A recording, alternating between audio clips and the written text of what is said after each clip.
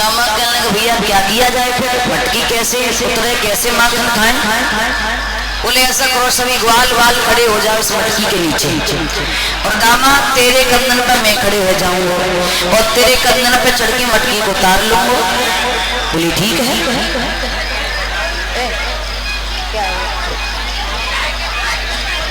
मटकी में करवा एक दो बच्चा हेलो मेरे प्रेमी भक्तों, आज भगवान दुनिया ने क्या किया कि सभी ग्वाल वालों को लचाया, मटकी उतारने लगे। बोल देना तो यहीं से करा दे, बोल दे 2-4 लोग आए मटकी करवा देंगे, मटकी करवा देंगे। शांति में रखेंगे।